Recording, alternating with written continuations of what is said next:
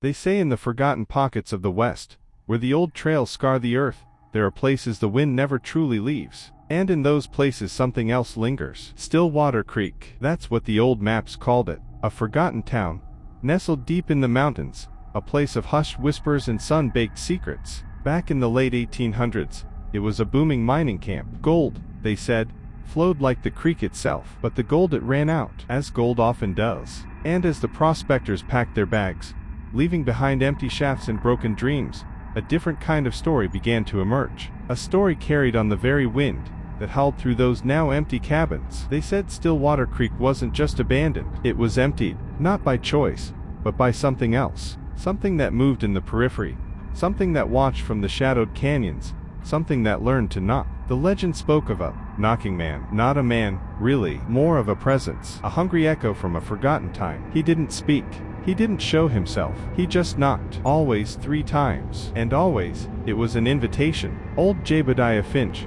one of the last holdouts in Stillwater, swore he heard it. The 3 knocks, on his cabin door, deep in the dead of a winter night. He'd lived alone for years, a recluse even among the ghosts of Stillwater. He knew no one was out there, but the knocking came again, 3 times, more insistent. And then, a voice, not a loud voice, not a shout, a whisper, so faint, so delicate, it sounded like it was coming from inside his own head, calling his name. Jebediah, bless his stubborn soul, tried to ignore it. He buried his head under his blankets, but the voice, it started to echo the things he'd forgotten, names of loved ones, regrets he'd locked away. It spoke of warmth, of comfort, of an end to the cold loneliness. And then came the 4th knock, a softer knock, different, an invitation. Jebediah, they say, couldn't resist the loneliness, the insidious promise of warmth that was too much for an old man to bear. He opened the door, not a crack, not a peek.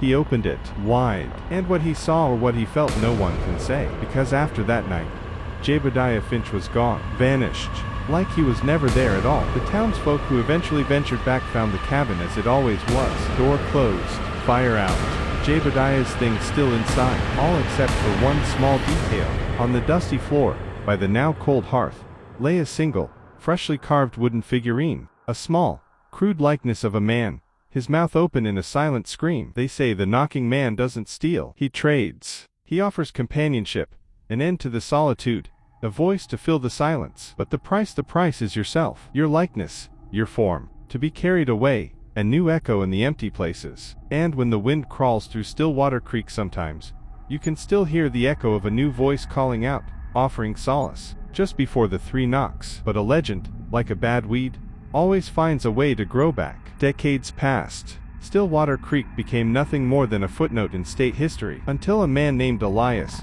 a researcher of forgotten folklore, stumbled across Jebediah Finch's last possessions in a dusty county archive. Elias didn't believe in ghosts, not really. He believed in patterns, in history, in the echoes of trauma manifesting as myths. He saw the story of the knocking man as a brilliant, horrifying metaphor for loneliness, for desperation. He saw the truth, or so he thought, etched into that map. The map led him back to Stillwater, and before he left, the old archivist, a woman who'd spent 60 years breathing the dust of forgotten things, gave him a warning. She didn't look at his eyes when she spoke. She looked at the shadows. She said, "The knocking man doesn't want your gold, Elias. He wants your company. And the moment you acknowledge him, the moment you open that door, you've agreed to the price. And then he's no longer alone. You are." Elias arrived in Stillwater Creek on a Tuesday. The silence was the first thing that hit him. Not the kind of silence you find in a library. This was a starved silence. A silence that had eaten all other sounds. The air felt heavy,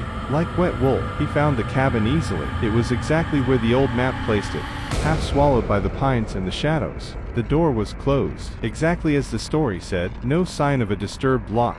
No forced entry. Just waiting. And then, just as he reached for the latch, it wasn't a thump, it wasn't a rap, it was a knock. 3 of them, so perfectly timed, so resonant.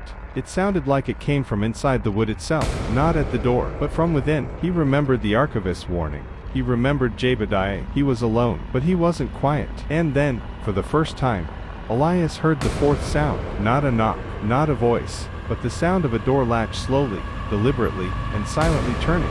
This section concludes the terrifying narrative of the Stillwater echoes, picking up immediately after the door begins to open, delivering the climactic encounter and the chilling, ambiguous ending. The door didn't stop. It kept opening. And Elias didn't run. He couldn't. Fear had locked his muscles, but curiosity, that cruelest of human impulses, had locked his eyes. He strained, expecting to see a figure, a ghoul, a shadow with burning eyes. But the deeper the door swung, the less there was to see. No figure, no face, just a vast, breathing, hungry dark. And then, he felt it. Not a touch, but a pressure, a total, overwhelming sense of being understood, a sense of absolute, utter company. Everything he'd ever held inside, the quiet desperation, the long hours of solitude, the deep, unshakable fear of being alone in the world, it rushed out of him, pulled into that void. That was the fourth knock. The one the archivist never spoke of. The one that came from within. The one that said, "The bargain is struck. You are mine, now." When the police finally tracked Elias' satellite communicator to Stillwater Creek, they found the cabin. The door was closed, locked from the inside, though there was no lock. Elias' possessions were neatly arranged. The old map was on the table, marked with his frantic annotations, and next to his keys was the trade, a small, crude wooden figurine, carved from the very pine of the cabin walls. A perfect likeness of Elias, his intense eyes, the exhaustion around his mouth, the fear, his essence, sealed in wood. The knocking man never kills, not in the traditional sense. He simply ends the terrible, crushing loneliness of his own existence by making a trade. He takes your company, your place in the world, your aliveness, and he leaves you, or what's left of you, to take his, to become the new echo in the empty places. They say if you're ever truly, profoundly alone, and the wind carries a promise of company, you'll hear the invitation. Just make sure your door is strong enough, and that you never look at the shadows when the wind crawls through Deadwood Hollow.